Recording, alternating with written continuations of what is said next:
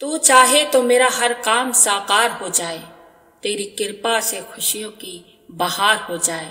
यूं तो कर्म मेरे भी कुछ खास अच्छे नहीं, मगर तेरी नजर पड़े तो मेरा उद्धार हो जाए। हजरत बाबा ताजुद्दीन औलिया रहमतुल्लाह अलैह सरकार।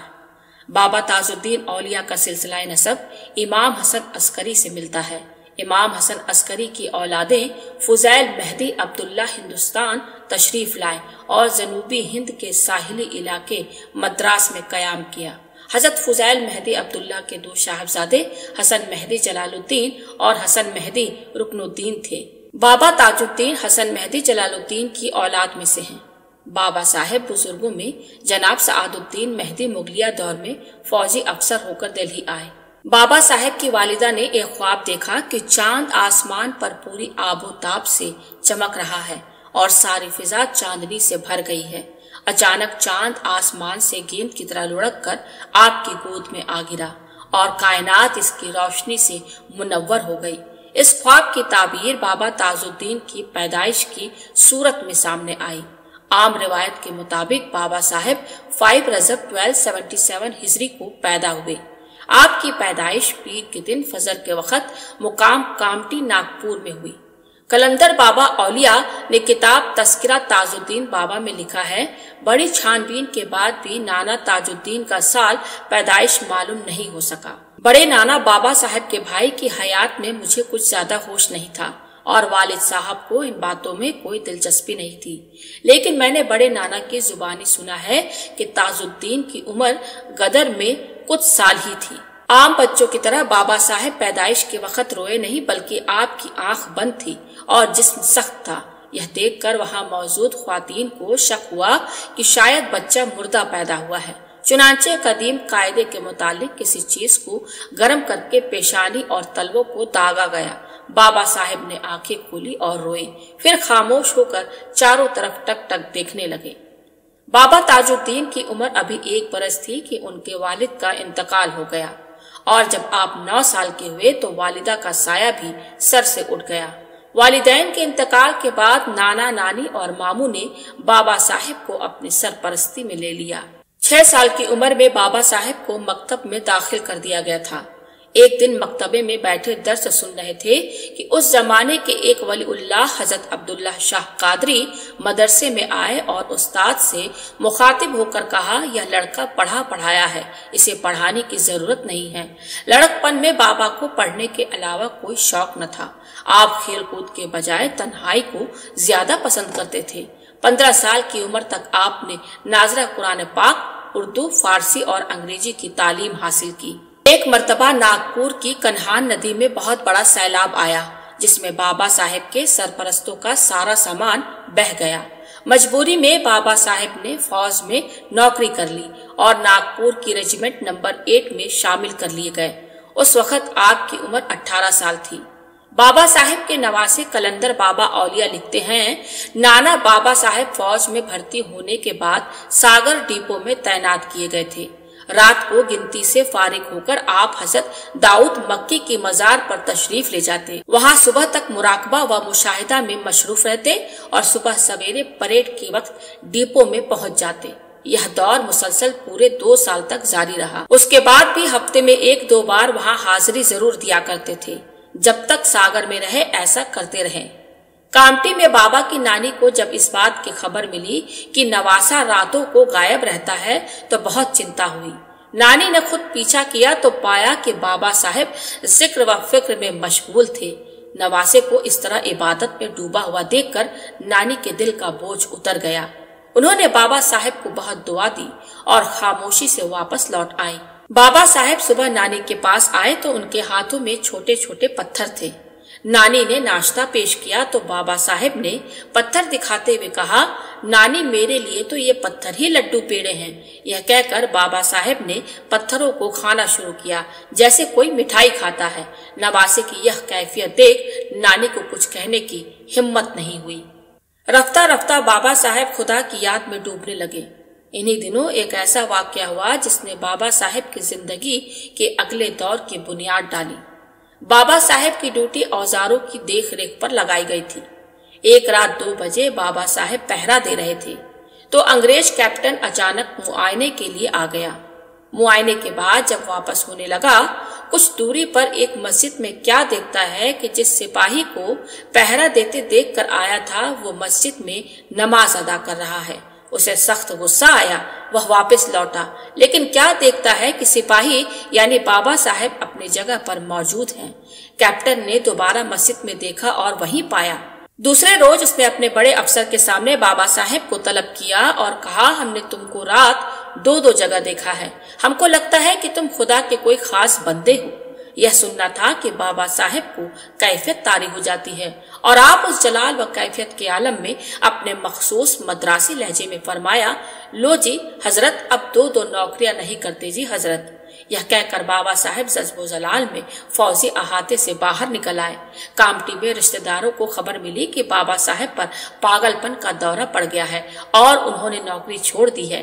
نانی نے بےتاب ہو کر ساگر آئی اور دیکھا کہ نواسے پر بے خودی طاری ہے۔ وہ بابا صاحب کو کامٹی لے گئی اور دماغی مریض سمجھ کر ان کا علاج شروع کیا، لیکن کوئی مرض ہوتا تو علاج کارگر ہوتا۔ 4 سال تک بابا صاحب کو وہی سرور و کیفیت طاری تھی۔ لوگ آپ کو پاگل سمجھ کر چھیڑتے اور تنگ کرتے تھے، لیکن کچھ لوگ احترام بھی کرتے تھے۔ آپ کی زندگی میں حضرت عبداللہ شاہ قادری کامٹی اور بابا داؤد مکی چشتی ساگر کا بہت اثر رہا۔ حضرت عبداللہ شاہ قادری وہی بزرگ ہیں جو مدرسے میں آپ کو پہچان لیے تھے۔ بعد میں جوانی کے عالم میں بھی بابا صاحب آپ کی خدمت میں حاضر ہوا کرتے تھے۔ آپ اپنا جھوٹا شربت بابا صاحب کو پلایا کرتے تھے۔ آپ کا مزار مبارک کامٹھی میں ہے۔ حضرت بابا داؤد مکی کو حضرت خواجہ شمس الدین ترک پانی پتی، جو حضرت علاء الدین صابر کلیری کے خلیفہ ہیں، سے خلافت تھی۔ آپ پیر کے حکم سے ساگر آ گئے اور وہی آپ کا مزار مبارک ہے، وہی مزار جہاں بابا صاحب 2 سال تک شب بیداری کیا کرتے تھے۔ قلندر بابا اولیاء فرماتے ہیں، بابا تاج الدین کو حضرت عبداللہ قادری کامٹھی سے قربت حاصل ہوئی اور بابا داؤد مکی چشتی سے اویسیہ نسبت حاصل ہوئی۔ بابا تاج الدین اکثر کہا کرتے، ہمارا نام تاج محی الدین تاج معین الدین ہے۔ ایک مرتبہ آپ کی ملاقات حضرت عبداللہ شاہ قادری ناگپوری رحمۃ اللہ علیہ سے ہوئی۔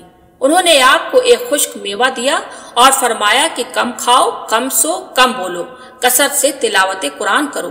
اس میوے کو کھاتے ہی آپ پر وسط طاری ہوا۔ اس کے بعد آپ اکثر وسط میں کھو جاتے۔ ایک مرتبہ گھومتے گھومتے آپ ناگپور چلے گئے۔ ایک انگریز عورت نے فریاد کی تو فوج کے افسر نے آپ کو گرفتار کر لیا اور مجسٹریٹ کے حکم سے آپ کو 2 سفر کو پاگل خانے میں لگا گیا۔ دوسرے دن ایک سپاہی نے آپ کو کامٹھی کی گلیوں میں گھومتے ہوئے دیکھا۔ اس نے یہ بات افسر کو بتائی تو وہ فوراً گھوڑے پر سوار ہو کر تیزی سے ناگپور گیا۔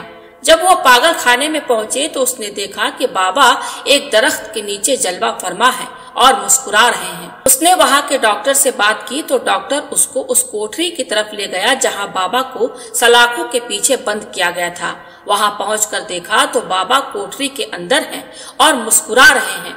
افسر کو دیکھ کر آپ نے فرمایا، تم اپنا کام کر رہے ہو اور میں اپنا کام۔ یہ سن کر وہ افسر اتنا متاثر ہوا کہ وہ ہر اتوار کو اپنے پریوار کے ساتھ بابا کی زیارت کے لیے آنے لگا۔ ایک مرتبہ آپ لوہے کے برتن میں مٹی بھر کر اسے سر پر رکھ کر جا رہے تھے۔ پاگل خانے کے افسروں نے دیکھا تو حیرت پڑ گئے کہ مٹی سے بھرا ہوا برتن آپ کے سر سے تھوڑا اونچا ہوا میں آپ کے ساتھ چل رہا ہے۔ پھر پاگل خانے کے ڈاکٹروں نے آپ کو پاگل خانے کے احاطے میں لوگوں سے ملنے کی اجازت دی۔ ایک مرتبہ آپ لوہے کے برتن میں مٹی بھر کر اسے سر پر رکھ کر جا رہے تھے۔ پاگل خانے کے افسروں نے دیکھا تو حیرت میں پڑ گئے کہ مٹی سے بھرا ہوا برتن آپ کے سر سے تھوڑا اونچا ہوا میں آپ کے ساتھ چل رہا ہے۔ پھر پاگل خانے کے ڈاکٹروں نے آپ کو پاگل خانے کے کمپاؤنڈ میں لوگوں سے ملنے کی اجازت دی۔ اس کے بعد بے شمار لوگ آپ سے ملنے آنے لگے۔ 16 سال تک پاگل خانے میں قیام کے دوران آپ لوگوں کو فیض عطا فرماتے رہے اور آپ کی دعا سے بہت سارے لوگوں کو بیماری سے شفا اور تندرستی ملی اور بے اولادوں کو اولاد ملی۔ ایک مرتبہ ایک پاگل خانے سے بھاگ گیا۔ ڈاکٹر عبد المجید بہت فکر مند ہوئے۔ آپ نے فرمایا، فکر مت کرو، وہ جلدی واپس آ جائیں گے۔ دوسرے دن وہ پاگل واپس آ گیا۔ جب اس سے واپس آنے کی وجہ پوچھی گئی تو اس نے بتایا کہ جب میں اپنے گھر پہنچا تو بابا تاج الدین وہاں ملے اور مجھے 2 تماچے مارے اور فوراً واپس جانے کے لیے فرمایا، اس لیے میں واپس آیا۔ یہ سن کر ڈاکٹر عبدالمجید آپ کے مرید اور متقد ہو گئے۔ ایک مرتبہ آپ کنہان ندی کے کنارے ریت میں لیٹے ہوئے تھے۔ شانتا بائی اور سبھدرا بائی نام کی دو عورتیں آپ کی خدمت میں حاضر ہوئیں۔ دونوں کو کوئی اولادیں نہیں تھی۔ جیسے ہی دونوں بابا کے قریب پہنچی تو آپ نے ان کے دل کی خواہش جان لی اور 2 لڈو نکالے اور دونوں لڈو میں سے تھوڑا چکھ کر دونوں کو ایک ایک لڈو دیا اور دعا کی۔ شانتا بائی نے اپنا لڈو کھا لیا، مگر سبھدرا بائی نے لڈو نہیں کھایا اور اسے ریت کے نیچے رکھ دیا، کیونکہ وہ بابا کا جھوٹا تھا۔ آپ کی دعا سے شانتا بائی کو حمل رہا اور 9 مہینے بعد بیٹا پیدا ہوا۔ 2 مہینے بعد وہ اپنے بیٹے کو لے کر آئی اور بابا کے قدموں میں رکھا۔ یہ دیکھ کر سبھدرا بائی رونے لگی اور کہنے لگی کہ بابا میرا بچہ کہاں ہے؟ آپ نے ریت کی طرف اشارہ کیا اور فرمایا کہ اسی ریت کے نیچے تلاش کرو۔ سبھدرا بائی کو اپنی غلطی کا احساس ہوا، اس نے معافی مانگی، آپ کو رحم آیا اور دعا کی تو دوسرے سال اللہ کے فضل سے سبھدرا بائی کو بھی بیٹا پیدا ہوا۔ ایک مرتبہ آپ بازار سے گزر رہے تھے، ایک سونار کی دکان پر ٹھہرے اور فرمایا کہ اپنے مکان کو خالی کر دو۔ وہ سونار آپ سے عقیدت رکھنے والوں میں سے تھا۔ اس نے آپ کے حکم سے تعمیل کرتے ہوئے اپنے بال بچوں کو لے کر اس مکان کو خالی کر دیا۔ جب رات ہوئی تو اس مکان کو اچانک آگ لگ گئی۔ یہ دیکھ کر لوگوں کو حضرت کا فرمان سمجھ میں آیا۔ ایک مرتبہ ڈاکٹر عبدالمجید نے ایک جلسے میں شرکت کے لیے ممبئی جانے کا ارادہ کیا اور حضرت کی بارگاہ میں حاضر ہو کر اجازت چاہی۔ آپ نے فرمایا کہ مت جاؤ، راستہ تمہارے لیے خطرناک ہے۔